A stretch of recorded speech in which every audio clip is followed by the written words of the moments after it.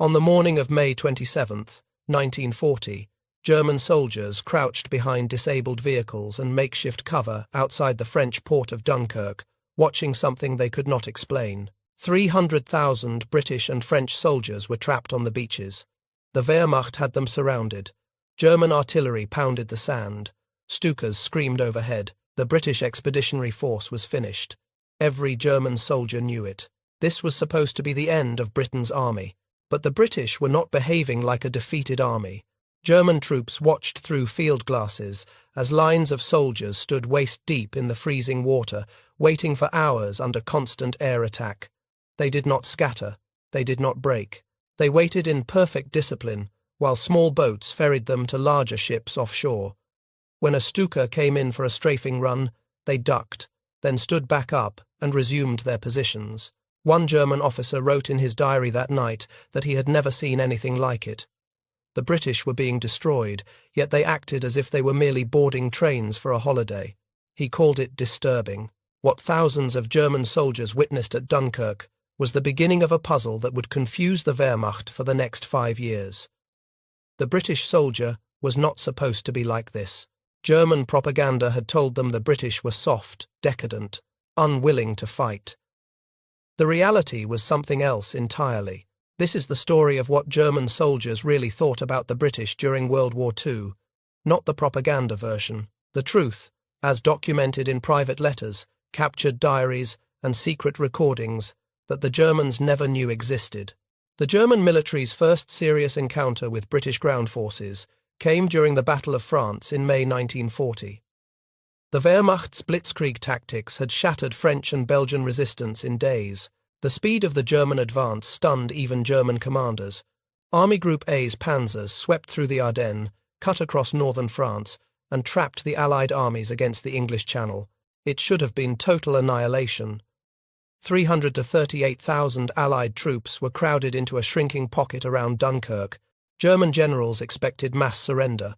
What they got instead was something that planted the first seeds of doubt about their understanding of the British character. General Heinz Guderian, commander of the 19th Panzer Corps, later wrote about the fighting around Dunkirk with a tone of frustrated respect. The British rearguard actions, particularly by units like the 2nd Battalion Coldstream Guards and the Welsh Guards at Boulogne and Calais, bought precious time for the evacuation. These units knew they were being sacrificed. They fought anyway. At Calais, Brigadier Claude Nicholson received orders to hold the port. Churchill's telegram was unambiguous. Evacuation will not repeat, not take place. Nicholson's garrison of roughly 4,000 troops held out for 4 days against overwhelming German forces, tying down the 10th Panzer Division. When Nicholson finally surrendered on May 26th, his force had been shattered. Churchill later told Parliament that only 30 unwounded survivors were evacuated. German soldiers who fought at Calais reported something unexpected in their letters home. They wrote about the stubbornness of the British defence, the refusal to surrender even when the situation was hopeless. One German sergeant noted that clearing the old town took 3 times longer than expected because the British fought from house to house, room to room, even when completely surrounded. The cost to both sides was severe. German casualties at Calais exceeded expectations. More importantly, the delay disrupted the German timetable. Every hour the British held was an hour the forces at Dunkirk could use to organise their escape. Similar actions occurred along the entire perimeter. At Arras on May 21st, British tanks counterattacked the advancing German columns. The attack was small-scale, involving only 74 tanks, but it caught the Germans off guard. For several hours, German commanders believed they faced a major British offensive. Rommel himself commanded the 7th Panzer Division during the Arras counterattack. He later wrote that it was the most critical moment of the entire French campaign. His division suffered significant casualties before the British attack was contained. The psychological impact on German commanders was significant. If the British could launch counterattacks even while being encircled, what else might they do? The caution that led to Hitler's halt order stemmed partly from respect for British fighting capability demonstrated at Arras. This was not what German training manuals had predicted. The British were supposed to be poorly led and quick to break under pressure. Instead, They were tenacious beyond reason. The evacuation itself became legendary. Between May 26th and June 4th, over 338,000 Allied soldiers escaped across the English Channel. Nearly 700 civilian vessels joined the rescue fleet. German commanders watched in disbelief as their certain victory slipped away across 21 miles of water. Hitler's halt order, issued on May 24th, remains controversial to this day. For 3 critical days, German panzer divisions were held back from finishing off the trapped armies. The reasons are still debated.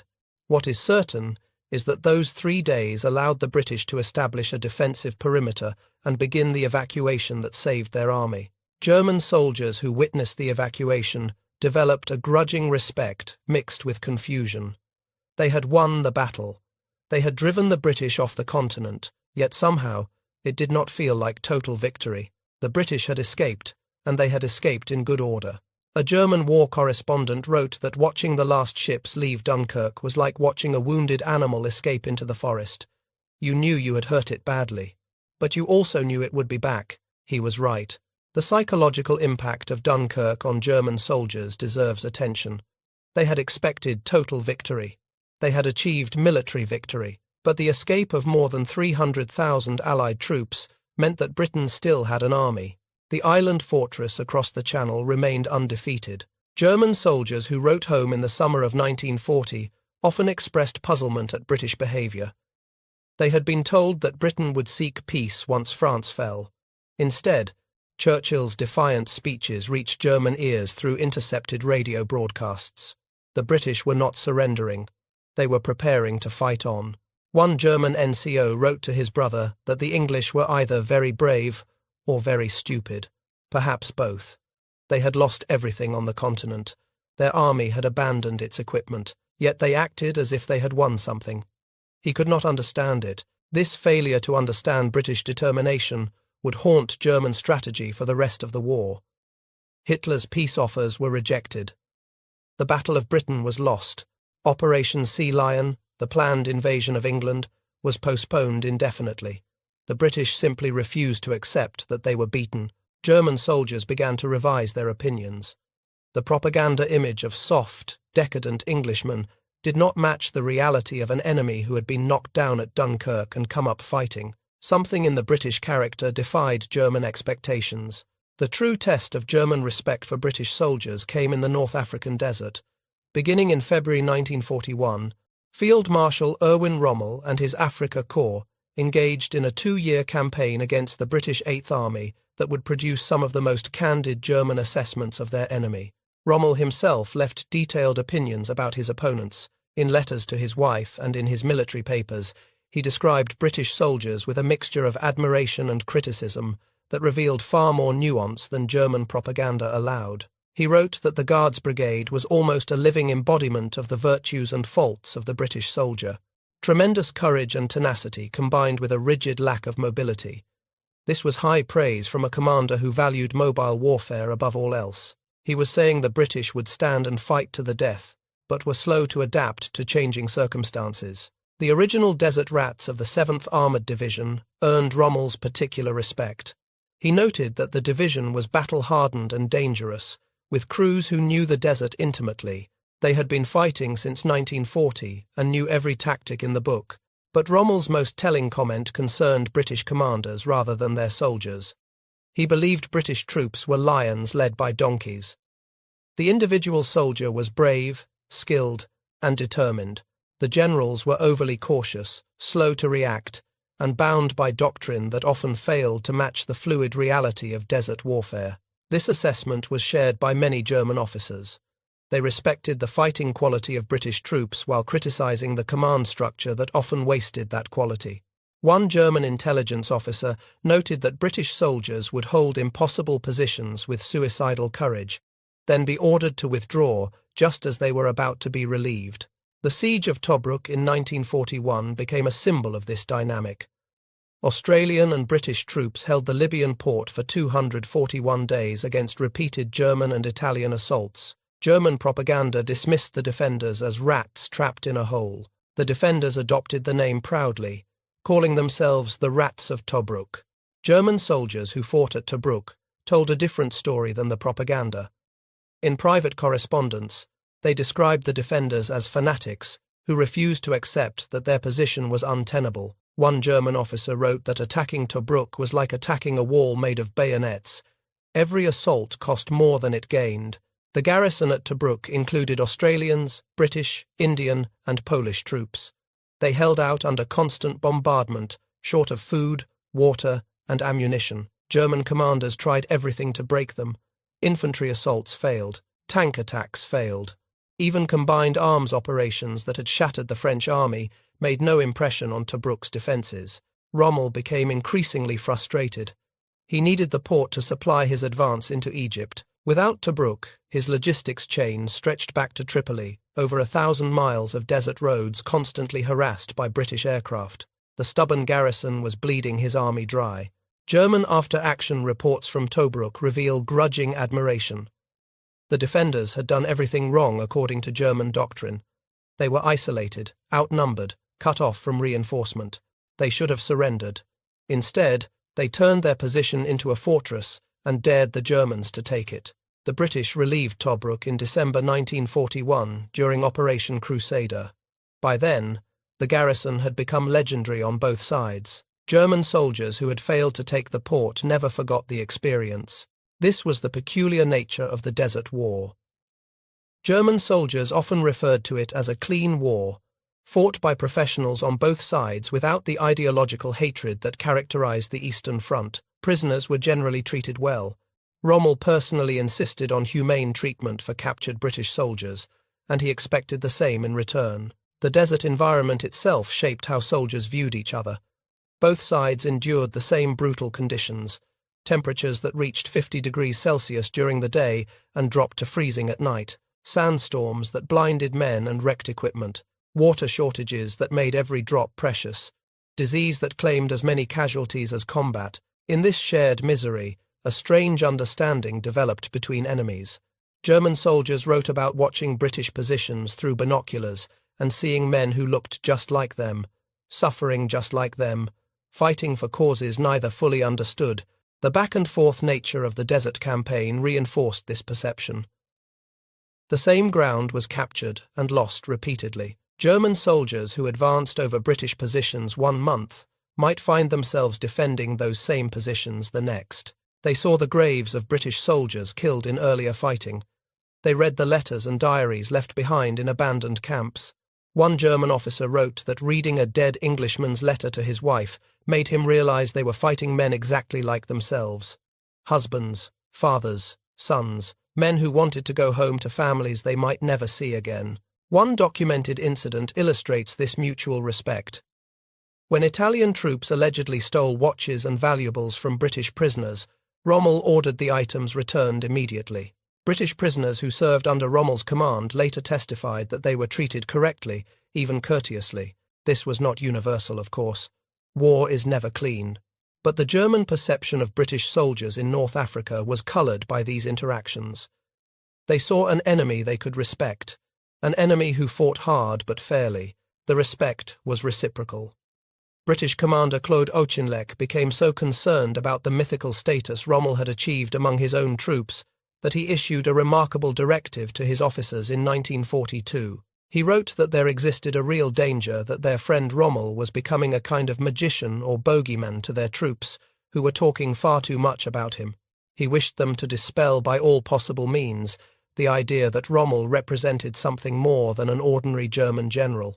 That Auchinleck had to issue such an order speaks volumes about how the British viewed their German opponent, and Rommel's reputation among his own troops was equally strong in the other direction. The turning point came at El Alamein in October 1942. Montgomery had amassed overwhelming force, over 1,000 tanks against fewer than 500 German and Italian, over 1,000 artillery pieces, complete air superiority. The British 8th Army outnumbered the Afrika Korps in every category that mattered. German soldiers who survived El Alamein described the British bombardment as unlike anything they had experienced. Over 1,000 guns opened fire simultaneously on the night of October 23rd. The sound was deafening. The ground shook for miles. German positions were systematically destroyed by artillery that seemed to have unlimited ammunition. The battle lasted 12 days. German counterattacks were broken up by British artillery and air power before they could reach their objectives. Rommel, who had been on sick leave in Germany when the battle began, returned to find his army being destroyed. He ordered a retreat, but Hitler countermanded the order, demanding that German forces hold to the last man. The result was catastrophic. By the time Hitler relented, the Afrika Korps had lost half its strength. The retreat that followed would end only in Tunisia, where the last Axis forces in Africa surrendered in May 1943. German veterans of El Alamein spoke of the battle with a mixture of respect and bitterness. They respected the professionalism of the British attack. They resented the material superiority that made their own courage irrelevant. One veteran said that, at El Alamein, the British finally fought the way they should have fought all along, with everything they had. What the Germans truly thought about the British emerged most clearly in conversations they never intended anyone to hear. Beginning in 1942, British military intelligence established a network of secret listening posts at several locations around London. The most important was Trent Park, a stately mansion in North London that had once belonged to Sir Philip Sassoon, a wealthy businessman and politician. Trent Park became home to captured German generals and senior officers. They were treated with remarkable luxury. Private rooms, billiards, excellent food, walks in the gardens.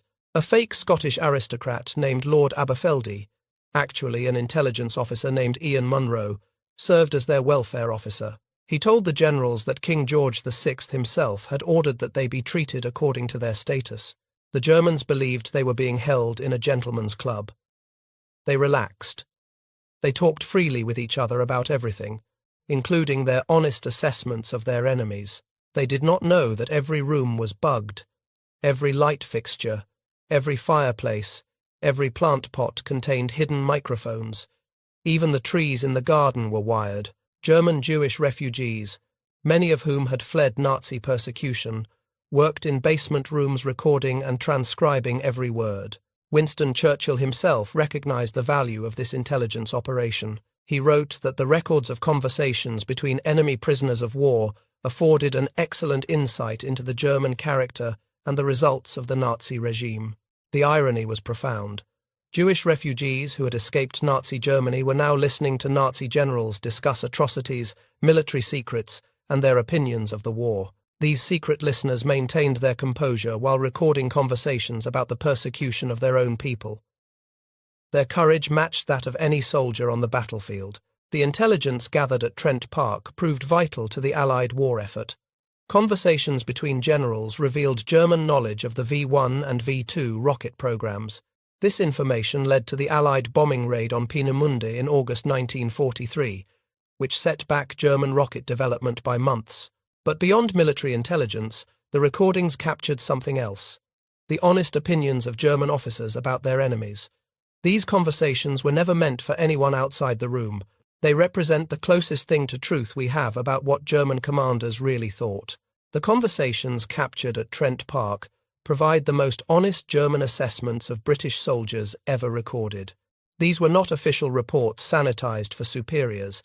These were private conversations between comrades who believed no one was listening. General Wilhelm von Thoma, captured in North Africa in November 1942, discussed British forces at length with his fellow prisoners. He described British soldiers as competent, professional, but overly methodical. He noted they rarely attacked without overwhelming superiority, suggesting they were careful with their men's lives. General Ludwig Cruwell, also captured in North Africa, spoke about the tenacity of British defence. He told fellow prisoners that once the British dug in, moving them required unacceptable casualties. Their artillery was particularly effective, he said. They knew how to use it. But the most revealing conversations came when the generals discussed their overall impressions. One recurring theme was surprise at British resilience. German officers had expected Britain to seek peace after the fall of France. The decision to fight on alone seemed irrational to them. One general admitted he had underestimated British determination. Another theme was respect for certain units. The Guards regiments were mentioned repeatedly. The Long-Range Desert Group and Special Air Service earned particular attention after their operations caused significant damage behind German lines. One general called them a pain that would not go away. The conversations also revealed genuine confusion about British motivation. German officers struggled to understand why British soldiers fought so hard for an empire they believed was already lost. One prisoner speculated that it was pride. Another suggested stubbornness was simply bred into them. Perhaps the most significant admission came from a general who said that when they first invaded Russia, many German officers hoped the Western Allies would eventually join them against the Soviets. They saw the British as culturally similar, potential allies in a future European order. The fact that Britain chose to ally with Stalin rather than make peace with Hitler genuinely baffled some German commanders. These recordings, totaling roughly 150,000 pages of transcripts, remained classified for decades. They provide an unfiltered view into German military thinking that official documents could never match. If Trent Park revealed what German generals thought of conventional British forces, the commando raids revealed something else entirely. Fear. British commando operations began in June 1940, just weeks after the Dunkirk evacuation. Winston Churchill had ordered the formation of special raiding forces to strike at German-occupied Europe to prove that Britain was still in the fight. The early raids were small-scale, pinprick attacks on coastal installations in Norway and France, reconnaissance missions to gather intelligence. They accomplished little of strategic value, but they accomplished something else that the British had not anticipated. They got under Hitler's skin. The Führer's rage at commando operations was deeply personal. He saw himself as the supreme warlord of a new European order, and these small teams of British raiders made his Atlantic Wall look porous. German garrisons across occupied Europe were forced to increase security, diverting troops that could have been used elsewhere. The raids grew bolder as British experience accumulated. In March 1941, commandos struck the Lofoten Islands in Norway, destroying fish oil factories and capturing Enigma rotors that proved valuable to the codebreakers at Bletchley Park. In December 1941, they raided Vagsø, killing over 150 German soldiers and sinking 10 vessels. Each raid taught the British something new about amphibious operations. They learned what worked against German coastal defences. They learned the importance of surprise, speed, and overwhelming violence at the point of contact. The failures were expensive, but the lessons would prove invaluable when the time came to invade the continent. Hitler responded to the raids with increasing fury. He ordered the fortification of the entire European coastline from Norway to Spain. 15,000 bunkers were to be built, manned by 300,000 troops. The Atlantic Wall, as it came to be known, was a direct response to British commando activity.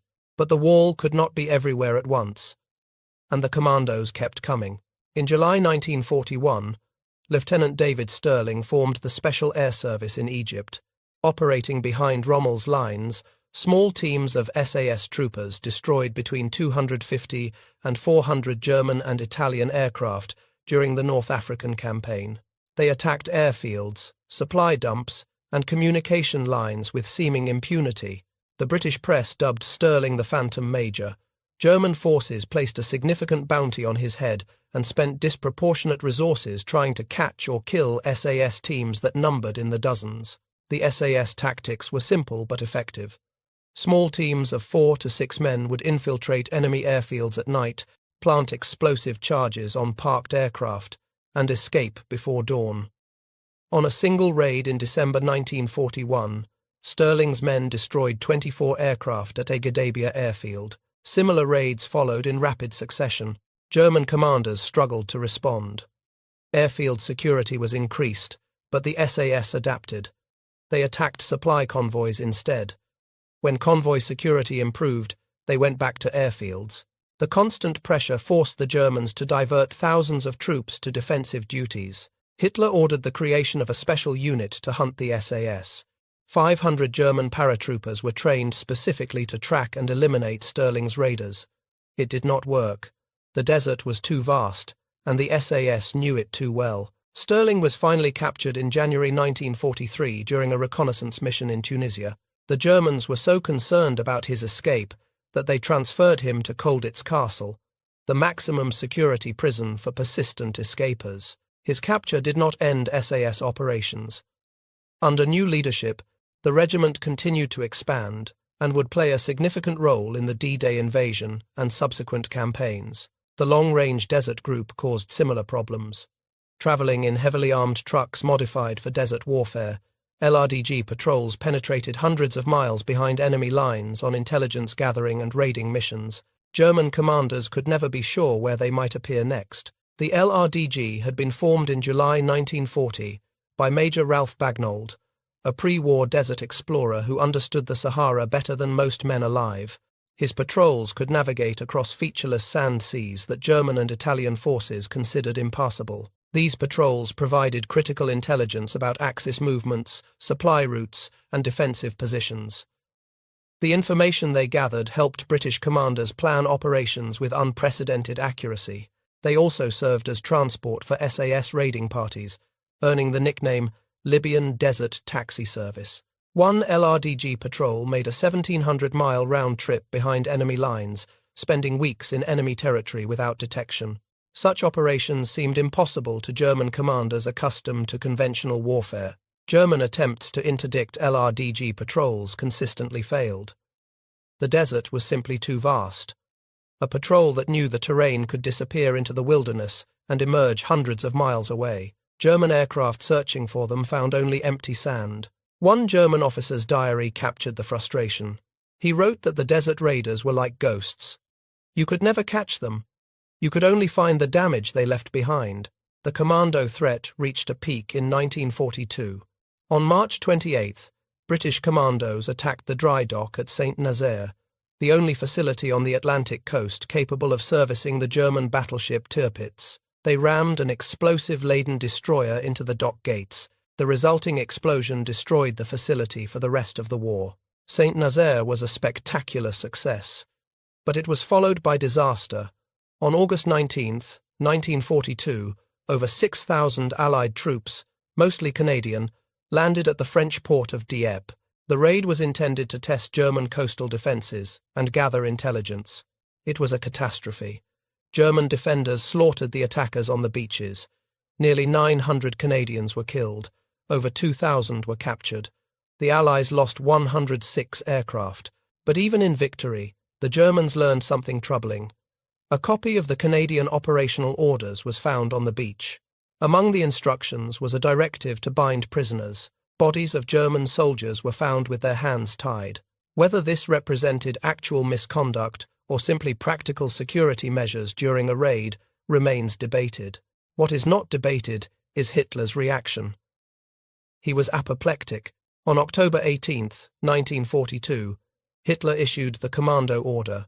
It stated that all Allied commandos captured in Europe or Africa were to be annihilated to the last man. This applied whether they were in uniform or not, whether fighting or attempting to surrender.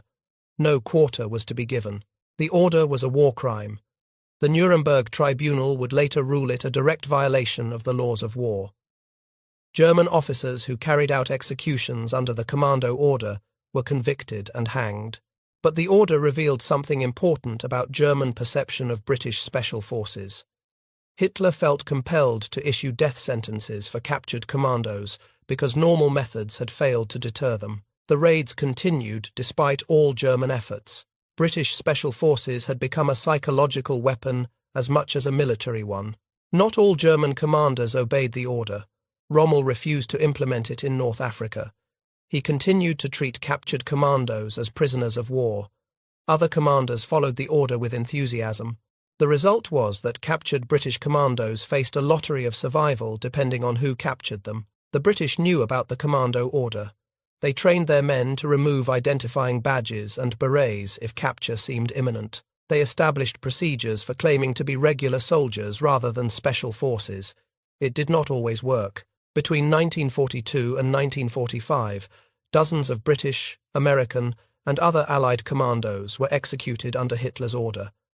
Their deaths were kept secret. Their bodies were buried in unmarked graves. The Germans hoped this would remain hidden. It did not. After the war, British investigators traced the fates of missing commandos with remarkable persistence.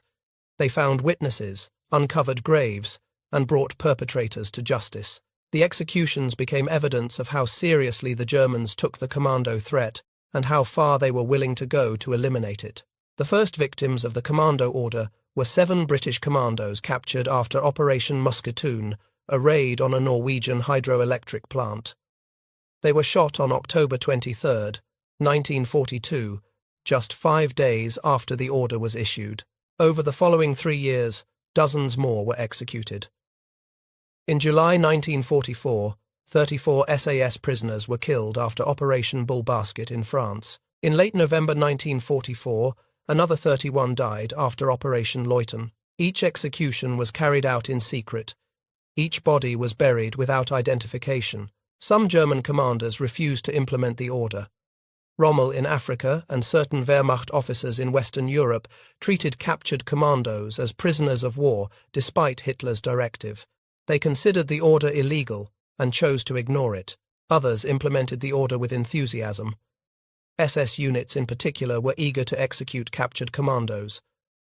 The line between lawful combatants and criminal murderers often depended on which German unit made the capture. British soldiers were aware of the commando order. It was mentioned in briefings before operations. Men going behind enemy lines knew that capture might mean death. They went anyway. This knowledge affected how commandos fought. Surrender was not an attractive option when it might lead to execution. Better to fight to the last or escape. The order may have made German security forces feel better, but it also made British special forces more dangerous. The Nuremberg trials after the war specifically addressed the commando order. It was ruled a crime against humanity. German officers who had ordered or participated in executions under the order were convicted and punished. Some were hanged. The German opinion of British soldiers evolved throughout the war, but certain themes remained constant. German veterans who were interviewed decades after the war often said the same things. British soldiers were tough in defense. They were stubborn. They did not panic under fire. Their artillery was excellent. Their air support, especially later in the war, was overwhelming. But the criticisms also remained consistent. British commanders were too cautious.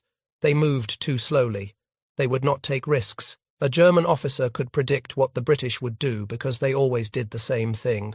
One German veteran, interviewed in the 1980s, described British forces as competent professionals with a disposition to overwhelming force.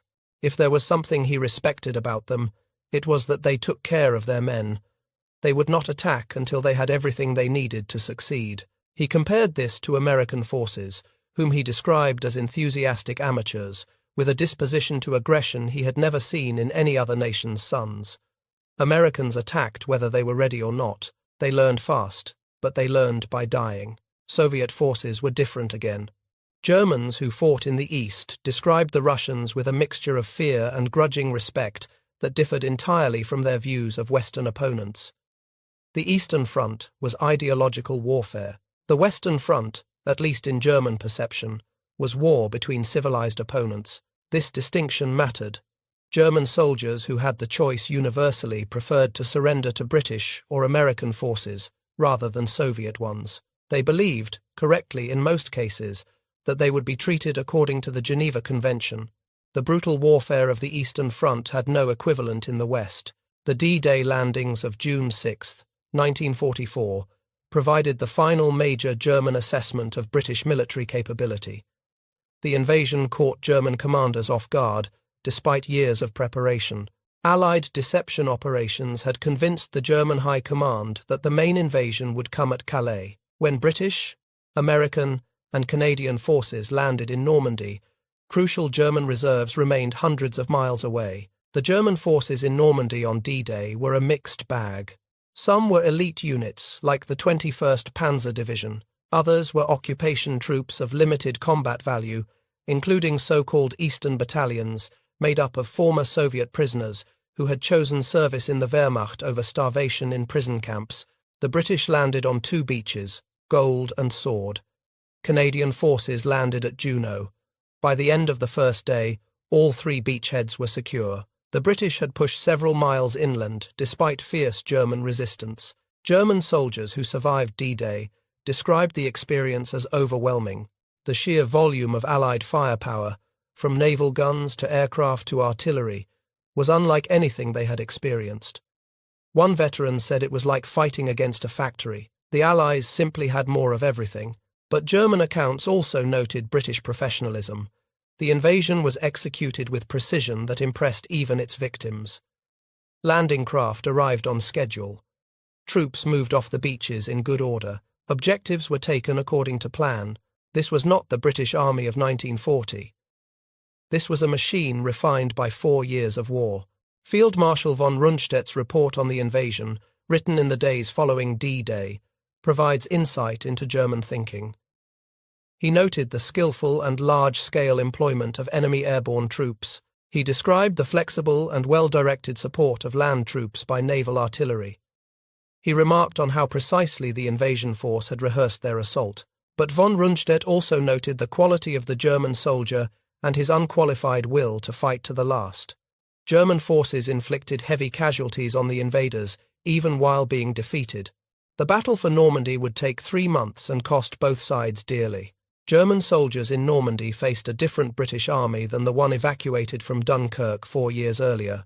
This army had tanks, artillery, air support, and most importantly, experience. The desert veterans of the 8th Army formed the core of many units. They knew how to fight Germans. They had been doing it since 1940. German accounts of the Normandy fighting describe stubborn British resistance in the hedgerow country around Caen. The city was liberated in stages, with northern Caen falling on July 9th and the southern districts following by July 21st, more than 6 weeks after D-Day. German counterattacks repeatedly stalled against British defensive positions that could absorb punishment and keep fighting. The fighting around Caen was among the bloodiest of the Normandy campaign. British forces faced the bulk of German armour, including elite SS Panzer divisions. The 12th SS Panzer Division, Hitlerjugend, composed of fanatical young soldiers, fought with desperate intensity against British and Canadian units. German accounts describe the fighting as brutal but professional.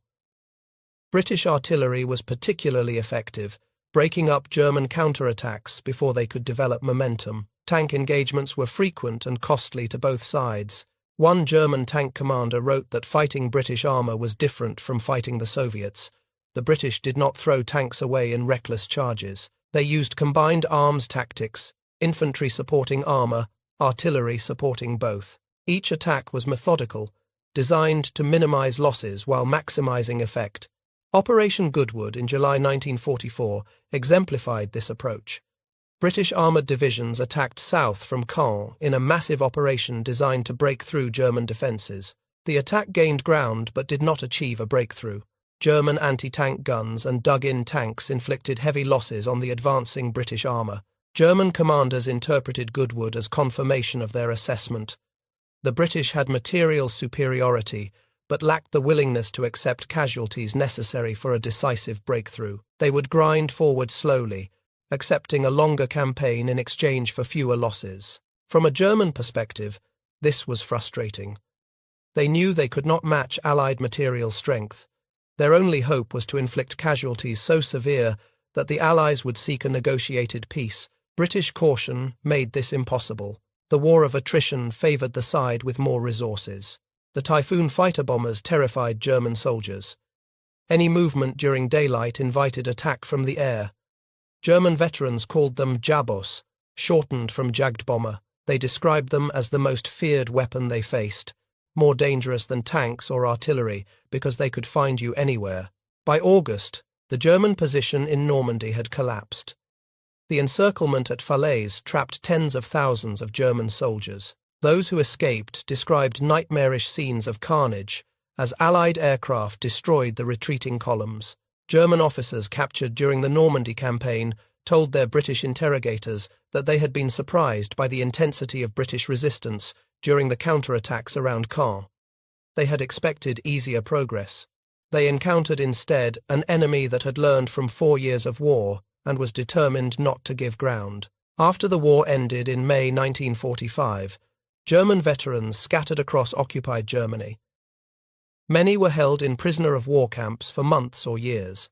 Others returned to destroyed cities and shattered families. The Wehrmacht that had conquered Europe was broken. In the decades that followed, German veterans were often asked about their wartime opponents. Their answers, recorded in oral histories and memoirs, provide a final perspective on the German view of British soldiers. The consensus, repeated across hundreds of accounts, was consistent. British soldiers were professional, disciplined, and tough. They fought clean for the most part. They treated prisoners correctly. Their individual skill was high. Their courage was not in question. The criticism was equally consistent. British leadership was too cautious. British tactics were too predictable. The British would not take risks when risks were necessary. They won through material superiority rather than operational brilliance. This assessment contains obvious bias. German veterans had reason to explain their defeat as the result of enemy resources rather than enemy skill, but the consistency of the responses suggests genuine belief rather than post-war rationalization. Many German veterans distinguished between British enlisted men and British officers. The common soldier was praised for courage and skill. The officer class received more criticism. German veterans believed British officers were too reliant on doctrine, too slow to adapt to changing circumstances, too cautious when boldness was required. This perception had some basis in reality. British military culture emphasized careful planning and overwhelming force. Commanders who took risks and failed faced severe consequences. Commanders who moved slowly and succeeded received advancement. The system rewarded caution. Rommel exploited this tendency repeatedly. He would launch attacks that British commanders considered impossible, catching their forces off balance. By the time British generals responded, the situation had changed. Rommel's advantage was not in men or material, but in speed of decision. German veterans also noted British dependence on logistics. The British Army travelled with enormous quantities of supplies, equipment, and support personnel. This made British forces powerful but inflexible. They could not match German mobility because they could not abandon their supply trains. In the desert, this difference was critical. German units could advance hundreds of miles on minimal supplies. British units required carefully planned logistics before any major operation. The difference in operational tempo often favoured the Germans, despite their material disadvantage. One German veteran put it simply. He said, "The British soldier was the best enemy they could have asked for. He fought hard, but fair. He was respected. He could be hated in the moment of battle, but not afterward." Field Marshal Erwin Rommel never lived to give his final assessment of his British opponents. On October 14, 1944, he was forced to take poison after being implicated in the plot to assassinate Hitler. He died believing the war was lost and that Germany had brought catastrophe upon itself. But Rommel left behind his papers and letters, published after the war as the Rommel Papers. In them, he revealed an adversary he respected far more than he could say publicly. He wrote of British courage, British tenacity, British professionalism. He also wrote of British faults, but his overall tone was one of professional admiration for an enemy who had beaten him. Field Marshal Bernard Montgomery, who defeated Rommel at El Alamein, rarely mentioned his German opponent by name in his own writings. He referred to him simply as the enemy commander. Some historians interpret this as professional detachment. Others see it as reluctance to elevate his opponent. What is certain is that the two men who faced each other across the North African desert became symbols of their respective armies. Rommel represented the German way of war, mobile, aggressive, and risk-taking.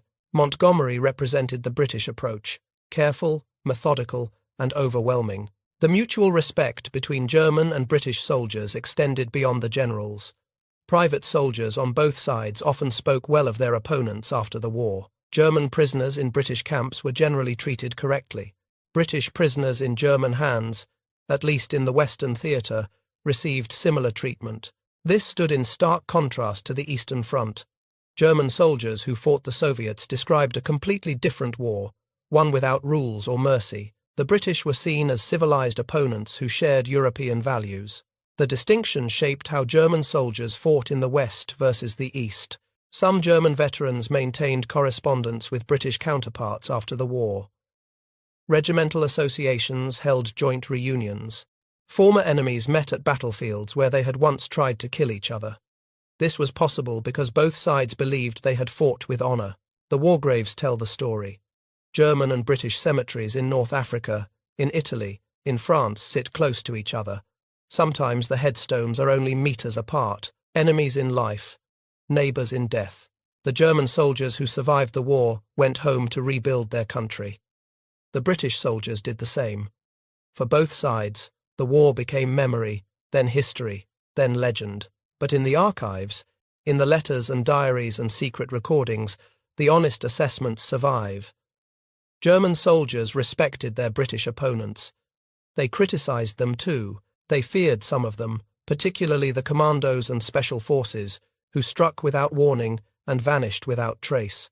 Above all, they saw in the British soldier something they understood, a professional doing a job, an enemy they could fight without hatred, a warrior whose courage matched their own. The Trent Park recordings offer perhaps the most valuable insight. Here were German generals speaking freely to each other, unaware that every word was being recorded. They had no reason to lie or exaggerate. What they said represented genuine belief, and what they said was largely positive. British soldiers were brave. British artillery was excellent. British logistics were formidable. The criticisms, when they came, focused on leadership rather than fighting men. One recorded conversation stands out. Two German generals discussed what they would do differently if they could fight the British again. Both agreed that underestimating British determination had been a critical error. Both believed the British soldier was as good as any in the world when properly led. This was not propaganda. This was not public relations. This was two professional soldiers honestly assessing an opponent they had fought for years. Their conclusion was clear. The British deserved respect. When the last German veteran of World War II dies, and when the last British veteran follows him, these assessments will remain, recorded on paper and tape, and in the memories of those who heard them firsthand. The German opinion of British soldiers was never simple. It was respect mixed with criticism, admiration mixed with frustration, fear mixed with something approaching professional camaraderie. It was the opinion soldiers form of enemies they have fought for years and come to know better than their own countrymen. Professor Soenke Neitzel, who spent years studying the Trent Park transcripts and other German prisoner recordings, revealed that German soldiers operated within their own frame of reference, one where violence became normalized but professional standards still mattered. The German soldier judged his British counterpart by the standards of that frame. Could he fight? Would he stand? Did he treat prisoners correctly? Did he follow the rules of war? On these measures, the British passed. German veterans who lived into the 21st century often expressed similar views when interviewed. They spoke of the British with a respect they rarely extended to other opponents. The British, they said, were soldiers like themselves. This assessment may surprise those who expect wartime enemies to hate each other, but soldiers often develop a respect for opponents who demonstrate courage and skill. The hatred is reserved for those who fight dirty, who abuse prisoners, who target civilians. The British, in German eyes, did none of these things. The historical record supports this perception. British treatment of German prisoners was generally correct. British forces did not engage in the systematic atrocities that characterized the Eastern Front. The war in the West was brutal, but it operated within limits that both sides recognized. German soldiers sensed this difference.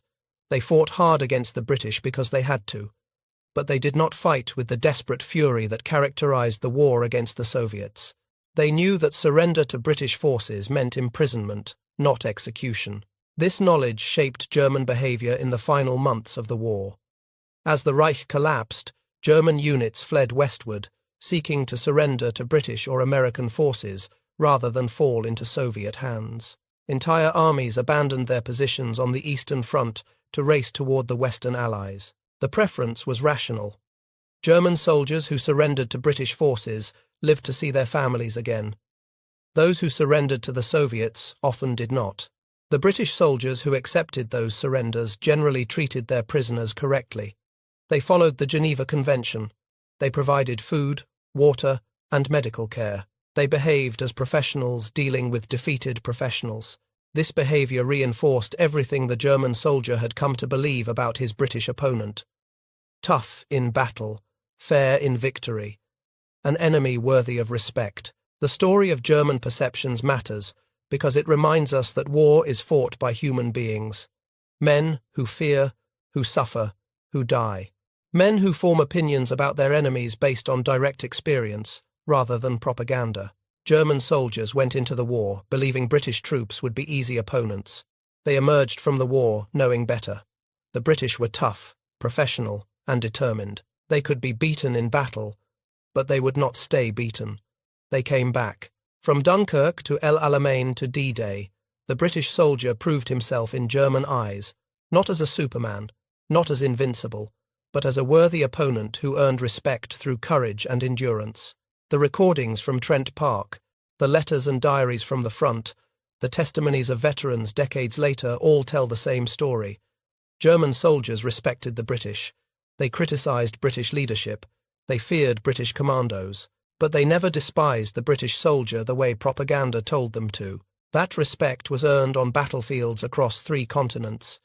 It was earned by young men who stood in freezing water at Dunkirk waiting for boats that might never come, by soldiers who held Tobruk against siege for 241 days, by commandos who struck behind enemy lines knowing capture meant death, by infantrymen who stormed the beaches of Normandy into the teeth of German defences. The German soldier saw all of this.